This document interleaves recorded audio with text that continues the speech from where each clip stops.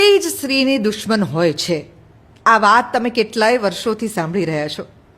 હાય, હું છું દેવકી ઓર યહ દેવકી કે સાથ જનહિત મેં જારી. આજે ગાંધીનગરની રોટરી ક્લબમાં મારું એક પ્રવચન હતું. આજે જે ટોક શો હતો એની અંદર મહિલાઓ વિશે વાત થવાની હતી. આપણે જાણીએ છીએ કે 8th March is just round the corner, એટલે અનેક જગ્યાએ હું વાતો કરવા જઈ રહી છું. એમાંનો એક શો આજે હતો. એમાં ઓડિયન્સમાંથી એક મહિલાએ મને પૂછ્યું કે સ્ત્રી જ સ્ત્રીની દુશ્મન હોય છે, આ વાત માટે તમારે શું કહેવું છે? એટલે મેં સામે એમને પૂછ્યું કે શું પુરુષો પુરુષોના દુશ્મન નથી હોતા? શું પુરુષો પુરુષો સાથે કમ્પીટ નથી કરતા? શું સ્ત્રીઓ પુરુષો સાથે ને પુરુષો સ્ત્રીઓ સાથે કમ્પીટ નથી કરતા?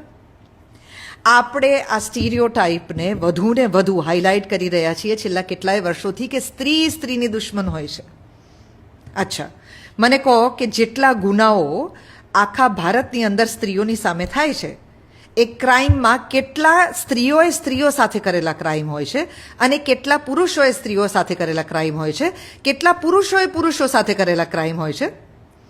એક વ્યક્તિ હંમેશા તાકાતવર હોય છે અને બીજી વ્યક્તિ નબળી હોય છે, અને જે પાવરફુલ હોય છે એ પોતાનાથી નબળાની ઉપર પોતાની બળજબરી કરવાનો પ્રયત્ન કરતા જ હોય છે. આ આપણી દુનિયાનો નિયમ છે.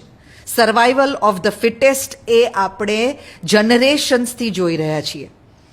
આપણા મગજમાં આ વાત કે માત્ર સ્ત્રી જ સ્ત્રીની દુશ્મન હોય છે એવું કરીને એને વાગોળવાને બદલે સમજી લઈએ કે અનેક લોકો સાથે દુશ્મનાવટ કરે છે, કારણ કે એ પોતાની લાયકાત વધારવાને બદલે સામેવાળાની લાયકાત ઓછી કરવાનો પ્રયત્ન કરે છે. અને તમે ક્યારેય કોઈની લાયકાત ઓછી નથી કરી શકતા, એટલે તમે એના ચારિત્ર ઉપર કે એના વર્તન ઉપર કે એના હોવા ઉપર એમને શંકા કરાવી શકો છો. અને આ છે દુશ્મનાવટ કે જે એક વ્યક્તિ બીજી વ્યક્તિ સાથે કરતી હોય છે. આમાં સ્ત્રી પણ સ્ત્રીની સામે હોઈ શકે, સ્ત્રી પણ પુરુષની સામે હોઈ શકે, પુરુષ પણ સ્ત્રીની સામે હોઈ શકે અને પુરુષ પણ પુરુષની સામે હોઈ શકે. આપણે જાણીએ છીએ કે કોમ્પિટિશનની અંદર હંમેશા એક વ્યક્તિ જીતે છે. કોઈ પહેલા નંબરે આવે છે, કોઈ સૌથી પહેલું પર્વતની ટોચ ઉપર ચડે છે, કોઈ પરીક્ષામાં પહેલા નંબરે આવે છે, કોઈ ઇલેક્શનની અંદર જીતે છે. એવી અનેક જગ્યાઓ છે જ્યાં માત્ર એક જ પોઝિશન છે અને અનેક લોકો દોડી રહ્યા છે એ પોઝિશનને પામવા માટે. એમાં એ સ્ત્રી હોય કે પુરુષ હોય, એના માટે થઈને એકબીજાની સાથે લડી રહ્યા છે એવું નથી. દરેક વ્યક્તિ પોતે ઉત્તમ બનવા માંગે છે, એ માટે થઈને લડતી હોય છે.